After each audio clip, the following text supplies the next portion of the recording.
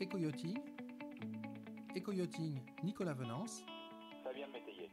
Éco-yachting, une émission d'actu nautique. Fabien Métayer, vous êtes le délégué général de la Fédération des industries nautiques. Vendredi, vous avez annoncé une coopération accrue, renforcée avec les organisations représentatives des ports de plaisance dans le cadre de la crise actuelle. Avant de nous expliquer la raison de cette coopération renforcée, depuis un mois et le début du confinement, en quoi a consisté le travail de la Fédération des industries nautiques ? Bonjour Nicolas, d'abord. La FIN est au travail depuis effectivement plusieurs semaines, depuis le début de la crise. Nous avons essentiellement concentré notre action sur l'aide et l'assistance que nous pouvions apporter à l'ensemble de la filière. Je dis bien l'ensemble de la filière. Chaque professionnel qui compose l'industrie nautique française peut avoir accès à notre site fin.fr y trouver des informations très concrètes sur les développements réalisés par le gouvernement en matière là aussi d'aide et d'assistance et de mesures très concrètes, ainsi qu'une adresse email qui leur permet de nous poser des questions sur une situation bien donnée. Donc boîte à outils, boîte à solutions pour les professionnels. Oui, à mesure du peu possible. Encore une fois, on essaie de faire ce travail. La petite équipe de la FIN est en télétravail à l'heure actuelle et essaye de répondre dans la mesure du possible à l'ensemble des sollicitations des entreprises. Alors vendredi, vous annoncez avec la quasi-totalité des associations représentatives des ports de plaisance une coopération renforcée à destination des professionnels du nautisme. C'est quoi actuellement la situation des professionnels du nautisme ? Elle est très complexe, évidemment. Elle évolue au gré de la situation. Disons que globalement, on a maintenu une activité autour de 25%, tous secteurs confondus. Mais évidemment, il y a des disparités assez fortes. L'ensemble des professionnels liés au tourisme, je pense à la location maritime, location fluviale et autres, sont fortement impactés. Les chantiers nautiques sont pour la plupart quasiment à l'arrêt. On est autour de 10-15% autour de cette activité des chantiers. Voilà, enfin, globalement, évidemment, c'est une filière qui est extrêmement impactée par la crise du Covid à l'heure actuelle. Et dans les ports de plaisance, c'est quoi la situation concrète pour les concessionnaires, les chantiers ? Là aussi, c'est des situations qui sont très différentes. On a réalisé à peu près plus de 600 entretiens avec des professionnels depuis le début de cette crise. Et il nous revient des situations extrêmement différentes en fonction des ports de plaisance. C'est la raison pour laquelle on a souhaité lancer cet appel.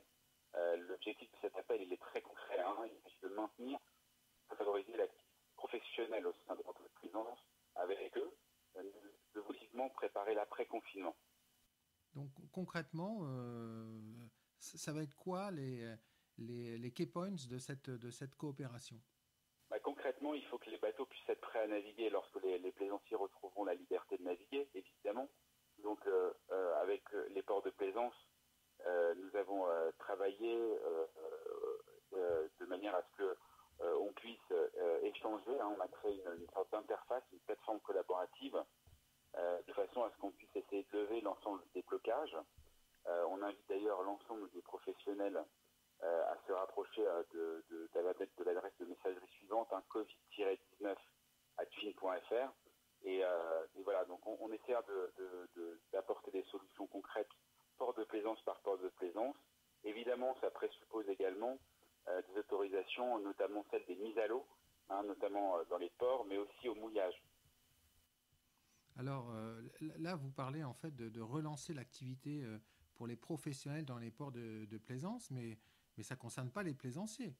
Non, absolument pas. Ça ne concerne absolument pas les plaisanciers. Comme l'ensemble de nos concitoyens, il faut que les plaisanciers respectent les règles liées au confinement. C'est un point effectivement extrêmement important. Nous savons qu'on a tous évidemment l'envie de retrouver le plaisir d'aller sur l'eau, mais plus on respectera ce confinement, et plus vite ce plaisir sera retrouvé. En tout cas, c'est ce qu'on espère. Là, aujourd'hui, on travaille vraiment pour que l'ensemble de la chaîne économique de la filière puisse reprendre son activité de manière à ne pas créer d'embouteillage au moment de la reprise de l'activité de la plaisance de loisirs. Fabien Métayer, quelles sont les activités que peuvent conduire actuellement les chantiers dans les ports de plaisance? Actuellement, ce qu'on cherche, c'est évidemment à travailler sur l'ensemble des mises à l'eau des bateaux qui sont parfois à quai, parfois dans les secteurs de négoce et maintenance. Nous savons que des bateaux sont prêts à livrer également dans les chantiers. Voilà, donc il y a toute une activité de chaîne qui doit se développer. Et puis évidemment, toute l'activité de préparation des bateaux, c'est-à-dire que ça nécessite des bruitages, des mises à l'eau. Voilà, tout un ensemble qui est réalisé à l'heure actuelle, qui doit être en principe réalisé à l'heure actuelle, au moment où on se prépare à aborder la saison estivale. En conclusion, Fabien Métayer, peut-on dire que c'est l'union sacrée dans le nautisme?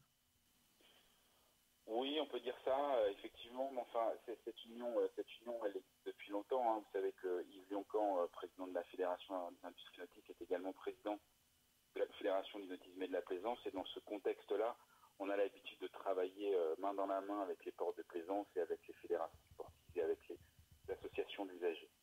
Merci beaucoup, Fabien Métayer. Merci, Nicolas.